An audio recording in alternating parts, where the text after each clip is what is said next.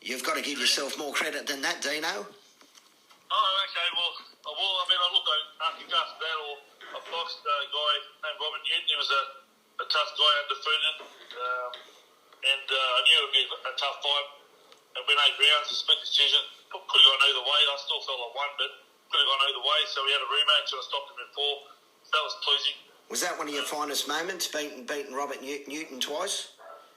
No, I think Tommy, just because of his name, it was, for me, it was after he went 4 rounds with Jeff Hardy, and I fought him the fight after. I thought, it would be a tough fight. Wow. And, that was probably my finest moment. Yeah. If you call it that, I don't think I really had a fine moment, to be honest with you, but I just enjoyed fighting, mate. I just win or lose, it didn't really matter, just as long as I got in the ring and fought. Yeah. You had it says here you did a lot of rounds with Jeff Harding when he was with Manny hitting at John McCall's gym. Yeah, I did like hundreds of rounds there. I suppose that to me it was a war, and it probably not for Jeff so much, but when I hopped in there, it was it ripped me up the guts and hit me with his double jabs, and it was I loved it. I loved it, and it was good sparring, and I could always say I was in there with the world champion, and proud moment for me. Yeah, now you fought Brett Beacon. Now Brett was on a couple of weeks ago. Now Brett Beacon's asked me to ask you a question. He said, make sure you ask Dino about that beautiful left rip he gave me in the 3rd round of that fight. He had to go on one knee. He beat an 8 count, got up, and he got beat to the punch for the next 5 rounds. He said to ask you that. Well, he's right. Look, Brett was a slick boxer. I was stupid. I had a few 6 knockouts in 8 fights, and I felt like I could do the same to Brett. I was looking for the knockout all the time. Especially when I dropped in the 3rd. I missed him with an upcase and went down, unfortunately. But if I sat back a little bit and did a bit of boxing instead of trying to look for the knockout, it may have been a little closer fight. But Brett just beat me to the jab, and he was a little slicker than I was, and a little smarter in the ring, and that's what it is. It's not about how tough or how hard you hit, it's about how smart you are. So I've learned that as a trainer. I wish I learned that as a boxer, but We'll go to your training, how you train fighters very shortly. Your career's coming to an end now. You jumped in there with Alex Toohey. You shouldn't have. Well, look, Alex and I are close. We trained Solomon Moto together. You did too. We're very close. He's a beautiful, beautiful man, but man, he can punch. And I fought him 6 weeks after I lost my thumb. Yeah. In a motorbike accident, and coming off all the drugs that you come off, recovering. I wasn't 100% right, but I still felt that I could do what I needed to do. But Alex was just a class above, mate. Was he? Yeah. He was short right hands and left ribs, and the referee said enough, and he said, "No, I'm not going to take it anymore." And stopped in the 5th. I wasn't going to go down, but the ref did the right thing. Oh, you never would, Dino. It's not in your nature to go down, mate. But I tell you what, though, I think the 6 weeks after that fight, my whole left side of my face was dropped. It damaged the nerves of my face. Yeah, jeez. I thought about that. It just reminded me. Mate, you brought up Solomon Moto and Hopewadi. What happened there? They were going to fight each other. You were training Hopewadi, weren't you, mate? Yeah, John after I retired, and I started training fighters, and then John came in my career. But no, John and Solomon would never fight. They're true brothers. John Hopewadi looks up to Solomon Moto, and that would never happen. And later on, after Hopper had finished his career, Solomon came on board, and I've been blessed to have 2 fine athletes train super hard. Look, Hopper's last couple of fights, he trained for 4 or 5 weeks, but we didn't train like we used to train, and it was money fights for him. But prior to that, when he was working his way up to the heavyweight title and beat by Merovic, he trained every day and did the job and did the work like a pro does. Yeah, John. I remember, was it true John Hopewadi said, "I'd never fight Sol, we're like brothers"? Well, they are pretty much brothers. They said that fight was never going to happen. And how did that fight come about? Was it just put up on social media for something someone just said these two should fight each other? Oh, yeah, somebody, I don't know, maybe publicity, I don't know. It's just ridiculous. I mean, even someone think of it, because they're just, when you play footy together for 15, 20 years and you've known, you're from the same country and you know each other, you're not going to fight. Those two, when they two fight, they try to knock you out. So they're not going to do that to one another. Yeah. And Sol, has he still got the gloves on, mate, or has he retired? We haven't heard much from him. Oh, no, we've been working every day. Okay. Until COVID-19 turned up, we were supposed to fight. Decent McKean, he done his shoulder. Unfortunately, he couldn't take that fight. Oh, okay, that's right. But now he's fighting the Australian heavyweight champion for a Commonwealth title eliminator. Yeah. Straight after COVID-19 goes away and we go back to normal. So he's still doing his hard work, Sol, and he's still very dangerous. So any heavyweight out there thinks he's past his best, but I think he can. Yeah, right. Back to your career now. Now, Vito Gordioso, you were lining up the fight, Vito, but you got injured in that last fight. You done your thumb, your hand. What was it? Vito, we were supposed to fight, and I lost my thumb I was servicing my motorbike, and I lost my thumb 3 days before the fight, and so I never eventuated. I think Vito today believes that I took an easy way up, but he's probably right. But no, we would have put on a good show, and it's unfortunate it didn't happen. And it was a pretty bad injury on my part. And so I think now I don't even really recovered from it in a lot of ways. So, but it is what it is. Back in the day, your work always got in the way, wasn't it, mate? You were trying to juggle between fighting and earning a quid. You had to travel 3 hours each day to the gym until you moved to Sydney, and you still do that same job to this day, don't you, Dino? Yeah, it was hard. It was early on in the career. It was hard because I had to travel 3 hours a day to and from.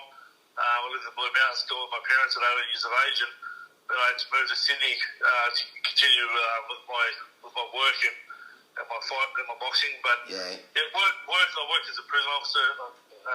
It was pretty well known. A lot of people hate prison officers, but I've always been a type of guy that not really too worried about telling people what I do because I've always been fair and unjudgmental. So I've just done my job and gone home and went to the gym and trained, and it was a bit of a juggle between shifts and stuff, but I got it done. It was just harder. Yeah, back in the day, you didn't care who you fought, did you? If they were southpaw, no matter how many fights, you just loved the sport of boxing and you just wanted to jump in there and fight, didn't you? Yeah, it was like today everyone wants to put on title fights and everyone wants to do this and that, but for me, I never really even thought of it. I mean, to look at some of the components, I could have fought for the Australian title there, or I did. Well, I ended up fighting for a title in the end, but I didn't worry me. I just wanted to fight and just see how it jumped, and train hard and sparred all the guys who did the spar and hopped in the ring and did my best and never quit. So I'm proud of that. Good on you. And you found coaching. You got a lot of satisfaction out of training fighters. Look, it's like I don't know. It's training fighters is second to none. I mean, to get the satisfaction, no matter how good they are, to see a boy or even a girl these days training and facing their demons and their fears and hopping the ring and then win or lose and they give 100%. The admiration you have for them and the love you have for them is second to none. I still have that today. That's why I'm still coaching, because I love the feeling. It is a good feeling. I'm that busy these days. I train kids in my garage and I do boxing lessons. So if they show any potential, I'll send them off to you, Dino. Look, ultimately I love to have my own gym and establish it. I just couldn't do that with work and family and stuff. And I've been fortunate to be able to use the Costa Gym for the last 20 years. So train fighters out there. But it's just a beautiful thing, and I love doing it. And it's a pleasure. Now, one of the golden moments of training a fighter was your daughter, mate. You trained your daughter for an amateur bout. Yeah, I did. Yeah, she said that. How good's that? She was black belt in Taekwondo, and she went to the World Championships in Mattel in Estonia, and she said that I would have a boxing fight. I didn't really want her to really fight. Because she's a smart kid and she's doing taekwondo, but she had a fight and there was a draw on a fight night at the race course. And she went well. And that was a pleasure. Like, we only trained for 6 or 8 weeks for it. It was one of those moments to see your daughter walk in the ring. Would have been. It was very exciting for me. And but look, I didn't encourage it any further. If she wanted to continue, she could have, but she went back to taekwondo and then she went and did her studies in university and she succeeded there, so I'm very proud of her. That's great. That was a one-off. Geez, I couldn't imagine my daughter Chloe, 9 years old now, I couldn't imagine her jumping in the ring and getting a little face marked up. Yeah, they're very protective in the amateurs these days. And, they sure are.